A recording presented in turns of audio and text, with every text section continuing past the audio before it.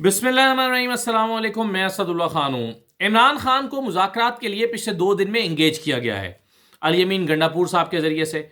अली यमीन गंडापुर उनसे मिलने गए हैं, कुछ पेशकशें की होंगी, कुछ जवाब इमरान खान का आया होगा, कुछ पीटीआई ने कोई शराइत रखी हैं, कुछ चीज़ें जो सोर्सेज से निकल कर हमारे सामने आ रही हैं कि शराइत क्या रखी गई हैं पीटीआई की तरफ से, और ऑफ़र क्या किया गया है, और क्या ये जो मुज़ाकरात हैं ये किसी नतीजे पर पहुंच रहे भी हैं या नहीं, और इम्कानात कितने हैं। तो इन तमाम चीज़ों पर मैं इस वीडियो में आपके साथ बात करना चाहता हूँ। पहली बात तो ये है कि ये जो मुज़ाकरात हैं, यानी इमरान खान को मुज़ाकरात के लिए इंगेज करने से पीटीआई को इस वक्त फ़ायदा हो रहा है या नुकसान हो रहा है। तो इसके मुस्बत और मनफी दोनों पहलू मौजूद हैं। मसलन इसका मुस्बत पहलू तो ये है कि पीटीआई कारकुनों को ये पता चल गया है कि इस फाइनल कॉल को बहुत संजीदा लिया गया है, और पीटीआई के लोगों का कॉन्फिडेंस बढ़ा है, कारकुनान का कॉन्फिडेंस बढ़ा है कि भाई हमारे एहतजाज से जो अभी हुआ नहीं है उसका एक ऑलरेडी इम्पैक्ट आ गया है। हुकूमत उससे खौफजदा हो गई है, मुक्तदरा उससे बचना चाहती है, या मुक्तदरा चाहती है कि ये एहतजाज ना हो। तो पीटीआई के लोगों को ये कॉन्फिडेंस मिला है कि इस एहतजाज से गुरेज का रास्ता अख्तियार करने की हुकूमत कोशिश कर रही है, यानी उनके इस एहतजाज में दम है, उनके इस एहतजाज में जो अभी होना है उसकी एक वैल्यू है। और ये जो दुनिया के कई मुल्कों में बैक वक्त 24 तारीख को एहतजाज होने जा रहा है, हुकूमत उससे खौफजदा दिखाई देती है, क्योंकि बहरहाल वो एक इंटरनेशनल न्यूज़ बनेगी, इंटरनेशनल मीडिया में उसकी कवरेज होगी, और उसको बुनियाद बनाकर फिर ख़त लिखे जाते हैं, फिर लॉबिंग फर्म्स जो हैं वो अपना काम करती हैं, फिर कांग्रेसमैन ख़त लिखते हैं। तो इसका एक इम्पैक्ट होता है। हुकूमत और मुक़्तदरा ये चाहते हैं कि ये एहतजाज ना हो, ख़ास तौर पर जो गैर मुल्की एहतजाज है वो ना हो, और इमरान खान को बनाया जाए कि वो एहतजाज की कॉल वापस ले लें। लेकिन उसके लिए ज़रूरी है कि इमरान खान को कुछ ऑफ़र किया जाए। इमरान खान को क्या ऑफ़र किया जा रहा है, इस पर आने से पहले मैं इसका जो मनफी पहलू है वो भी बताता चलूँ। ये मुस्बत पहलू तो ये है कि तहरीक इंसाफ के लोगों को ये अंदाज़ा हो रहा है कि उनका ये एहतजाज मानी रखता है और उसको संजीदा लिया जा रहा है। दूसरी बात यह है कि जो इसका मनफी पहलू हो सकता है वो ये कि इस मुज़ाकरात के लिए इंगेज करने से ये तासुर पैदा हुआ है कारकुनों में, क्या कि जी एहतजाज तो पता नहीं होना है या नहीं होना। तो कारकुनान और लोग आवाम रिलैक्स हो जाएंगे, सोचेंगे कि पता नहीं ये होना है या नहीं होना, पता नहीं ये हो सकता है कॉल ऑफ कर दिया जाए, हो सकता है कि इमरान खान जो है उनको कोई उनके साथ बातचीत कामयाब हो जाए, हो सकता है कि एहतजाज के लिए निकलना ही ना पड़े, जैसा कि फैसल वोडा तासुर दे रहे हैं, जैसा कि कामरान डसोरी तासुर दे रहे थे कि नहीं जी नहीं, आपको गाड़ियों में पेट्रोल भरवा के रखने की कोई ज़रूरत नहीं है, ये तो एहतजाज होगा ही नहीं, आप देख लेना ये 23 तारीख को कॉल ऑफ हो जाएगा। तो ये भी एक इसका एक पहलू हो सकता है। तो बहरहाल अब ये कारकुनों ने फैसला करना है कि एक तरफ ज़ाहिर इमरान खान ने ये कहा है कि जुम्मे तक का वक्त दिया जाए, अगर जुम्मे को मुज़ाकरात कामयाब हो जाते हैं, बात मान ली जाती है तो ठीक है, नहीं तो जुम्मे को काफ़िले निकलना शुरू हो जाएं, काफ़िले मूव करने लगें, इस्लामाबाद की तरफ निकलना शुरू हो जाएं। ये जुम्मे को निकलेंगे, कुछ हफ्ते को निकलेंगे, तो इतवार को वहाँ पहुँचेंगे। तो इस तरह से जो है वो इमरान खान ने ये कह दिया है। लेकिन सवाल ये पैदा होता है कि पीटीआई की शराइत क्या है और हुकूमत की ऑफर क्या है, ये दोनों सवाल बड़े इंपॉर्टेंट हैं। तो पीटीआई की शराइत क्या क्या है, उसमें से जो सबसे बड़ी एक शर्त है, यानी एहतजाज वापस लेने की। जाहिर है तीनों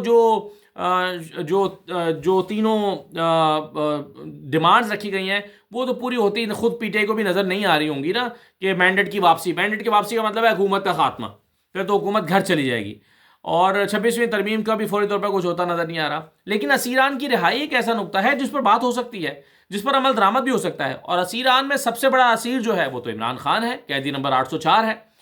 तो इमरान खान की रिहाई पाकिस्तान तहरीक इंसाफ की एक शर्त है, along with the all political leaders जो लाहौर में और बाकी जगहों पे कैद हैं। तो ये कहा गया है पीटीआई की तरफ से कि अगर आप चाहते हैं कि इमरान खान तहरीक इंसाफ की जो एहतजाज की कॉल है 24 नवंबर की उसको वापस लें, तो आप सबसे पहले उनको फौरी रिलीफ दें और उनको रिहा करें, इमरान खान को रिहा किया जाए। अब दूसरी तरफ, यानी अगर फ़र्ज़ करें फौरी तौर पर कानूनी वजूहात की बिना पर रिहा करना मुमकिन नहीं है, तो फौरी तौर पर यह किया जाए कि उनको पेशावर जेल मुंतकिल कर दिया जाए। अगर ऐसा भी हो जाता है तो जाहिर है ये भी एक बहुत बड़ा रिलीफ होगा कि इमरान खान पेशावर जेल मुंतकिल हो जाते हैं। वहाँ पर फिर इंतज़ामिया पेशावर की होगी या खैबर पख्तूनख्वा की होगी, जेल इंतज़ामिया वहाँ की होगी। काफ़ी हद तक मुलाकातों के मामले को मैनेज किया जा सकता है। इमरान खान पूरी पार्टी को चला सकते हैं, अगर जेल में भी कुछ दिन उनको रहना पड़ सकता है तो एक ये शर्त रखी गई है जो कि मेरा ख्याल है हुकूमत के लिए या मुक़्तदरा के लिए काबिल कबूल होनी चाहिए या हो सकती है।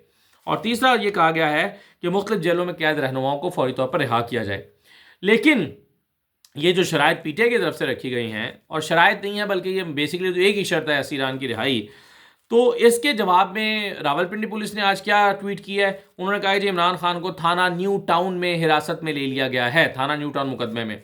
यानी एक तरफ इमरान खान को आज तोशाखाना 2 से ज़मानत मिली और उनकी रिहाई अमल में आनी थी, लेकिन रावलपिंडी ने पुलिस ने उनको एक और मुकदमे में गिरफ्तार कर लिया।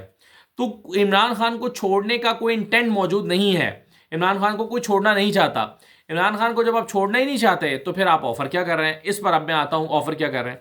लेकिन पहले आप ये देखें कि तोशाखाना 1 तोशाखाना 2 दोनों में ज़मानत हो गई। इसके अलावा इमरान खान इद्दत केस, साइफर केस में बरियत हो गई, 190 मिलियन पाउंड केस, यानी कुछ केसेस में बरियत हो गई, कुछ में ज़मानत हो गई। तो इमरान खान इन तमाम बड़े केसेस में अब किसी में भी गिरफ्तार नहीं है। लेकिन अब किस में गिरफ्तार है? 9 मई के मुकदमात में।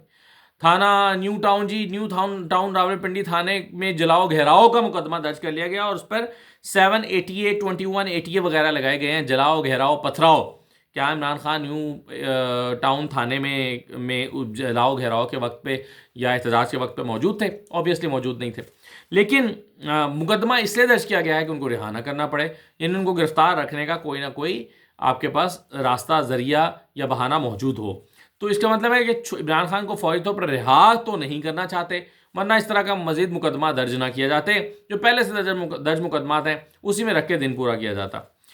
दूसरी तरफ सवाल इंपॉर्टेंट ये भी है कि इमरान खान को ऑफ़र क्या किया जा रहा है, इमरान खान को दे क्या रहे हैं। तो मैं अभी तक जितना समझ पाया हूँ वो ये समझ पाया हूँ कि इमरान खान को ऑफ़र करने के लिए कुछ भी नहीं है मुक़्तदरा या तरीके या हुकूमत के पास। ये नहीं कहा जा रहा है इमरान खान को कि आप एहतजाज की कॉल वापस लें और हम आपको ये कर देते हैं, वो ABC कुछ भी हो सकता है। मेरा ख्याल है कि सिर्फ इमरान खान को जो है वो बातों में लगाया जा रहा है, ये कहकर कि जी ठीक है आप एहतजाज की कॉल वापस लें, फिर हम आपके साथ बैठते हैं, बात करते हैं, आप जो कहेंगे हम उसको सुन लेंगे, हम उस पर अमल दरामद करने की बात भी हो सकती है, सब कुछ हो सकता है, लेकिन पहले आप कॉल वापस लें। अब इमरान खान जाहिर है वो ये सोचते हैं कि मैं क्यों कॉल वापस लूँ, मुझे आप ऑफ़र क्या कर रहे हैं, बातों में लगा रहे हैं और कल को आप मुकर जाएंगे। आपको याद होगा 25 मई को जब इमरान खान ने एहतजाज की कॉल दी थी और 2-3 मरतबा कॉल को मौखर भी किया, पेशावर में मौजूद थे, जब प्रेस कॉन्फ्रेंस के लिए बैठे थे तब भी शाह महमूद कुरैशी को फ़ोन आया था कि इमरान खान को रोकें और रोकें, हम इलेक्शन दे देंगे। इमरान खान कहते हैं कि ठीक है आप अगर इलेक्शन देना चाहते हैं तो इलेक्शन की तारीख दें, वरना मैं तो फिर आ रहा हूँ एहतजाज करने के लिए। तो ये कह रहे थे कि नहीं आप एहतजाज करने के लिए ना आए, आप इलेक्शन की, हम आपको इलेक्शन की तारीख दे देंगे। लेकिन इमरान खान को यकीन नहीं था कि दे देंगे। बाद में बाजवा साहब कस्में खाते हैं कि नहीं जी अगर वो एहतजाज ना करते तो उनको मैंने मना लिया था नवाज शरीफ वगैरह को और वो तैयार थे इलेक्शन की तारीख देने के लिए। लेकिन इमरान खान कैसे यकीन करते कि जब उनके साथ बहुत ज़्यादा झूठ बोले गए थे। अब जो कुछ हुआ है पिछले 2 साल में, इमरान खान कैसे मान जाएंगे उसे कि ये जो आप वादे कर रहे हैं वो पूरे करेंगे। और वादा भी फिर कोई स्पेसिफिक वादा तो किया नहीं जा रहा कि जी ठीक है हम 26वीं आईन तरमीम ख़त्म कर देंगे या 15 दिन के अंदर अंदर सब रिहा होंगे, 15 दिन के अंदर अंदर सबको रिहा कर देंगे, आप एहतजाज की कॉल वापस लें, हम आपको ज़बान देते हैं कि आप 15 दिसंबर से पहले पहले रिहा होंगे सारे। ये भी नहीं कहा जा रहा, यानी कोई कंक्रीट बात नहीं की जा रही, कोई ऐसी चीज़ जो सॉलिड बात है, कोई ऐसी बात जो कि कोई जिसमें कोई किसी को गारंटर बनाया गया हो। ये ज़ुबानी कलामी चीज़ें ऑफ़र की जा रही हैं कि जी ठीक है हम बैठेंगे, हम आपकी बात कर सुनेंगे, हम इसको देख लेंगे, ये हो जाएगा, कर लेंगे। वो इस तरह की बातें की जा रही हैं जिसको मानने के लिए इमरान खान तैयार नहीं है। और मुझे इन सारी सूरत हाल में जो ज़्यादा इम्कान लग रहा है वो एहतजाज ही का लग रहा है। मुझे लग रहा है कि एहतजाज के लिए ही PTI को जाना पड़ेगा और उसी ऑप्शन पे तहरीक इंसाफ को निकलना पड़ेगा। इसके अलावा मुझे इसके इम्कान ना होने के बराबर लगते हैं कि इमरान खान की रिहाई अमल में आ जाए अगले 2 दिन के अंदर अंदर, या उनके ऐसे मुतालबात मान लिए जाएँ कि जिससे इमरान खान की तसल्ली और वो एहतजाज को मौखर कर दें या कैंसिल कर दें। मुझे इसके इम्कानात ना होने के बराबर दिखाई दे रहे हैं। लेकिन बहरहाल कल का दिन और परसों का दिन यानी जुमेरात और जुमे का दिन दोनों दिन बड़े इंपॉर्टेंट हैं, ख़ास तौर पर जुमेरात ही का दिन। और जुमे को तो फिर डिसाइसिव डे होगा, उस दिन तो फिर जब नहीं होना तो फिर लोग काफिलों ने निकलना है। जाते जाते मैं बस आपको ये, एक तो पब्लिक अकाउंट्स कमेटी का मामला चल रहा है। पब्लिक अकाउंट्स कमेटी को पीपल्स पार्टी अब उसमें इंटरेस्टेड हो गई है कि हमें दे दें। बिलावल साहब नाराज़ होते हैं लेकिन कुछ ना कुछ मांग के फिर राज़ी होने की भी इशारा देते हैं कि ठीक है मैं नाराज़ तो हूँ मगर मुझे कुछ ये दे दोगे तो मैं मान जाऊँगा। अब पब्लिक अकाउंट्स कमेटी मांग ली है। पब्लिक अकाउंट्स कमेटी रिवायती तौर पर अपोजिशन के पास होती है। अब पीपल्स पार्टी अपोजिशन नहीं है, पीपल्स पार्टी ज़ाहिर है हुकूमत का के इत्तेहादी हैं। अब ये जो पब्लिक अकाउंट्स कमेटी है ये पीटीआई का हक है और पीटीआई को मिलनी चाहिए। आपको याद होगा कि जब शहबाज शरीफ बने थे, अपोजिशन लीडर बने थे, तो उस वक्त बड़ा शोर मचाया गया था। इमरान खान ने उस वक्त कहा कि ज़रूरी नहीं है, बल्कि इमरान खान का आर्गूमेंट यह था कि अपनी ही हुकूमत के ऑडिट पैराज को, ये अपोजिशन में अब आ गए हैं तो इन्हीं की हुकूमत के ऑडिट पैराज लग रहे हैं तो ये कैसे उसको टैकल करेंगे या कैसे देखेंगे। तो इन्होंने कहा कि नहीं जी रिवायत है, हम ही होंगे। अड़ गए। जब अड़ गए इमरान खान को भी इनको पब्लिक अकाउंट्स कमेटी देना पड़ी। फिर उस पब्लिक अकाउंट्स कमेटी के चक्कर में शहबाज शरीफ प्रोडक्शन ऑर्डर लेकर इजलास बुलाते थे और उस प्रोडक्शन ऑर्डर लेते थे कि जी मैंने कमेटी का इजलास करना है। फिर वो कुछ अर्से बाद उनका दिल भर गया तो उन्होंने राना तनवीर को दे दी। बाद में फिर वो पेशावर वाले साहब नूर आलम खान साहब आ गए जब इमरान खान की हुकूमत का तख्ता उल्टा गया। तो बहरहाल ये जो कमेटी है ये तहरीक इंसाफ का हक बनता है, लेकिन पीपल्स पार्टी उस पर शब खून मारने के लिए तैयार है। क्या पीपल्स पार्टी को ये मिल जाएगी कमेटी? हो सकता है बिलावल जो नाराज़ हुए फिर रहे हैं आजकल उनको मनाने के लिए दे भी दी जाए।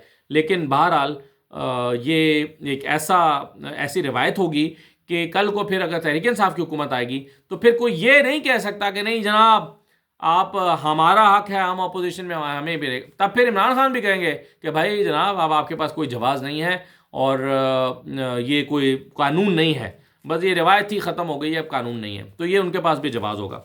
आखिरी बात है कि वीपीएन की जितनी भोंडी उस पर फतवा दिया गया था उतनी ही भोंडी वजाहत की गई है। वो क्या कहते हैं, उज़्र गुना बदतर गुना, यानी गुनाह से भी बदतर उसका उज़्र पेश करना है। तो ये जो उज़्र पेश किया गया कि नहीं जी हमने तो वीपीएन को, रागिब नईमी साहब का बयान आया कि हमने तो वीपीएन को गैर शरई करार नहीं दिया, ये टाइपो था, ये टाइपिंग की मिस्टेक थी, ये टाइपिंग एरर था। ये आपको एक हफ्ते बाद याद आया टाइपिंग एरर था, उसी दिन कहते हैं टाइपिंग एरर है। किसको बेवकूफ़ बना रहे हैं? आज आपको पता चला इस पर बैकलैश आया है, इस पर रद्दमल आया है, इस पर एक रिएक्शन आया है, इस पर खुद हुकूमत साथ खड़ा नहीं हुई, खुद हुकूमत ने कहा कि ये क्या अहमकाना बात है। तो आज आप कह रहे हैं कि टाइपिंग का एरर था। तो खुद अपना मजाक उड़वाने में कोई अपना सानी नहीं रखते हमारे ये माशाल्लाह बिके हुए उलमाए कराम। इजाज़त दीजिए, अल्लाह हाफ़िज़।